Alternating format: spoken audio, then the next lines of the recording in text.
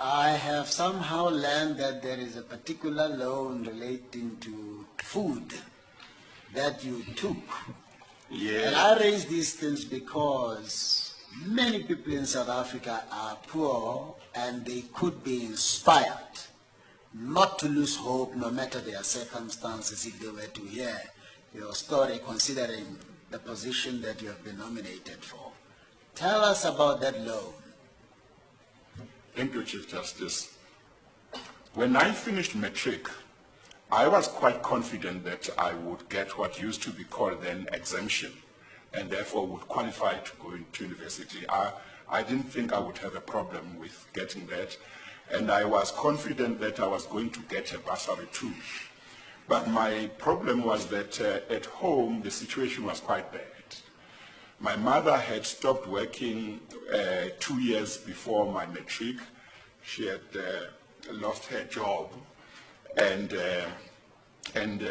by the time I finished what would now be called grade 11, she said she had exhausted all her savings.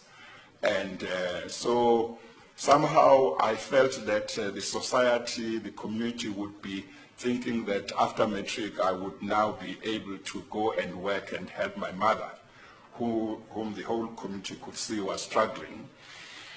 But I wanted to go and do law, and I was determined, but I felt that I couldn't go unless I made arrangements to make sure that my mother and my brothers and sisters behind would be able to have something to eat. And my mother was not working, she was knitting and selling jerseys, but that wasn't going well. So I decided one Saturday to go to Ikopo, to town, and I approached a certain Indian businessman who owned a certain wholesale shop. I told him my story, said I wanted to go to university and study, but this is the problem. Is there any way he could give me a loan which I would use to support my mother and my siblings, so that after I'd finished my degree, I could then pay him back. Very interestingly, that man didn't even ask me many questions. He said, okay, I can help you, but I can't give you money. I'll give you a voucher, which you must give to your mom.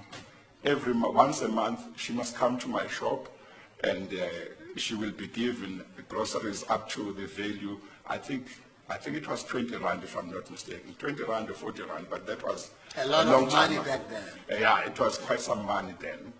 And he said, until you finish your degree, this is what we'll do, and then you can repay it after your degree. So I was very happy. He didn't ask me to sign anything. He just took my word.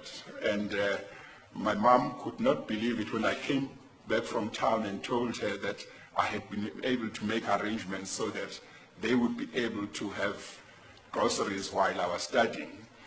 And that is what happened for 3 years. And when I finished my junior degree, I went back to this man. His name was Mr. Mussa, and thanked him and asked him what arrangements we could make for me to pay back.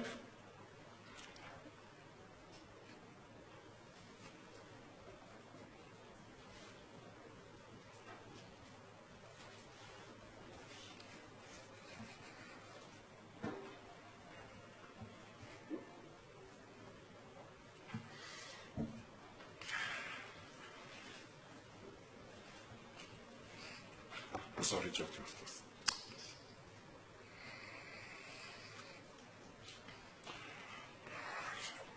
So he said, no, don't worry.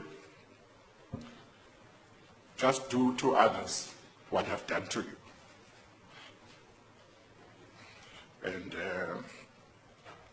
And I thought that was very important. And in my own small way, I tried to do that. Until now? Yes, Chief Justice. Now,